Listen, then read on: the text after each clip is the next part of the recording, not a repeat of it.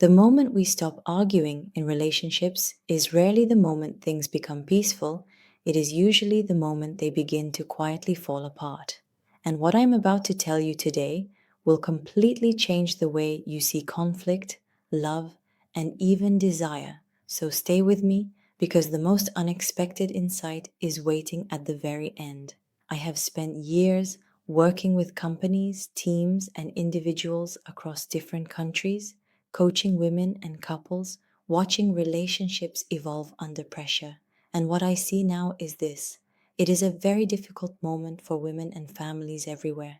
Expectations are heavy, roles are shifting, and nobody really taught us how to love in a sustainable way. That is why I feel ready to help more people online feel free, independent, self confident, and able to choose what they truly need, not what society tells them they should want.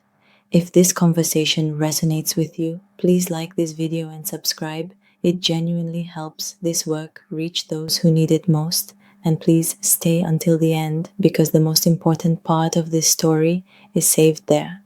Most of us grew up believing that arguments are harmful to romantic relationships. Think about it honestly.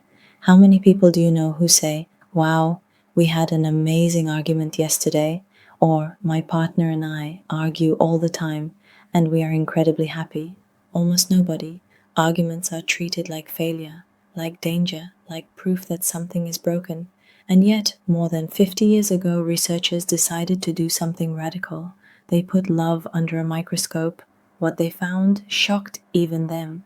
Arguments do not destroy relationships the way we argue does. In their laboratory, almost every couple argued. And here is the terrifying part: the way couples argued in the first 3 minutes predicted with 96% accuracy not only how the conversation would unfold, but what their relationship would look like 6 years later. 6 years, I know. That number lands heavy. It means success in love has very little to do with whether we fight and almost everything to do with how we fight. Some arguments even strengthened emotional connection and improved intimacy. So the real question becomes, how do we argue in a way that builds rather than erodes? And this is where things start to get uncomfortable, but stay with me. The research itself was deceptively simple.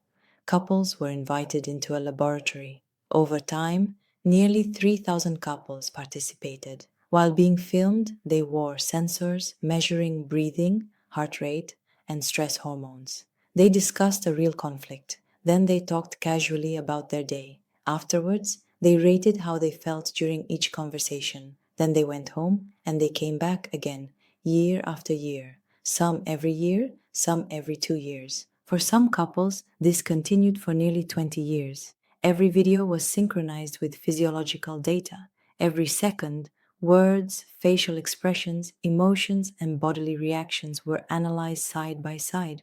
Over time, outcomes emerged. Some couples separated, some stayed together but were deeply unhappy. Others remained connected, satisfied, and emotionally alive. The researchers began calling them life masters and walking disasters. And what is remarkable is this: it did not matter how old they were, where they came from, or who they loved. Simply watching how a couple argued allowed predictions with over 90% accuracy about their future, which understandably meant the researchers stopped being invited to dinner parties. If you are wondering what category you might fall into, keep listening because the patterns are very specific. Over time, three main conflict styles appeared. First, conflict avoiders. These are people who prefer peace at any cost. They agree to disagree, withdraw, clean the kitchen, or emotionally disappear rather than push their point. I recognize myself here more than I would like to admit. Second, negotiators. They discuss issues calmly, express feelings clearly, and move quickly towards solutions. Think of the calmest teacher you ever trusted. And third, emotional reactors, what the researchers called the explosive style. These people ignite fast, emotions surge, voices rise. They fight passionately to prove they are right and their partner is wrong. This is not bad, it is human. Many couples have different styles. One avoids while the other explodes. Here is the good news: any combination can work. What determines success is not style, but balance. Specifically, during conflict, couples need at least 5 positive interactions for every negative one.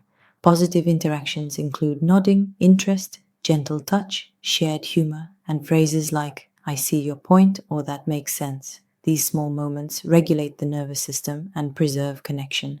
But now we come to the truly dangerous territory. Not all negative behaviors are equal. The research identified 4 behaviors that strongly predict relationship breakdown. They called them the 4 horsemen. The first is criticism. This is when we attack our partner's character instead of addressing a specific behavior. Not the kitchen is messy, but you are messy. The second is contempt. This is criticism layered with superiority, eye rolling, sarcasm, disgust, mockery. Statements like, you are a loser or why did I ever choose you? Contempt is the most destructive of all. The third is defensiveness, playing the innocent victim or launching a counterattack. I pay the bills too. Or, what about the time you forgot? And the fourth is stonewalling, emotional shutdown, silence, a blank stare, a wall that says, I am no longer here with you. Often, stonewalling is linked to emotional flooding. The body reacts as if facing danger. Heart rate climbs above 100 beats per minute. Thinking shuts down. Listening becomes impossible. If this happens, the solution is not to push harder, it is to pause. To say, I need a break, and to clearly state when you will return. During that break, you do not rehearse arguments, you calm your body. When physiology settles, everything changes. And this brings us to the single mistake that destroys most relationships. Couples in serious trouble almost always start conflicts harshly. Within the first 3 minutes, criticism or contempt appears.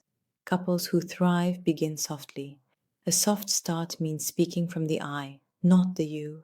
You describe your feeling, the situation, and a positive need, not an accusation. Imagine cooking dinner every night for a year. A harsh start sounds like, you are too cheap to take me out. A soft start sounds like, I feel exhausted cooking every night, and I would love it if we went out tonight. Same issue, completely different emotional outcome. In one seminar, a man captured this perfectly. He said, I am hungry. I am going to a restaurant. Do you want to join me? Later, when the topic turned intimate, he calmly said, I feel desire.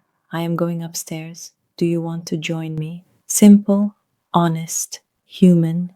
Now here comes the revelation that surprises almost everyone. 69% of conflicts in relationships are perpetual. They never disappear. They are not solvable. They must be managed. The happiest couples argued about the same issues even 20 years later. The difference is this: walking disasters argue to win. Life masters argue to understand. Understanding means going deeper into values, fears, and dreams. Beneath every conflict is a dream. When couples explore the dreams hidden inside conflict, something shifts. One partner wants freedom and adventure. The other wants stability and family. It was never about the dog, the money, or the dishes. It was about meaning. In one unpublished study, 87% of couples on the edge of separation made real progress using this approach. If we can replace winning with understanding, even at home, we begin to heal something much larger. And this is where I want to pause and ask you, what dream is hiding inside your last argument? Please take a moment to like this video, subscribe, and if you feel ready, share in the comments which part resonated most with you. These conversations matter more than we think, because relationships are not just personal. They are the foundation of families, communities, and societies. If we learn to argue with curiosity instead of conquest, with softness instead of superiority, we do not just save marriages. We change the emotional climate of the world, one conversation at a time, and that possibility is still unfolding.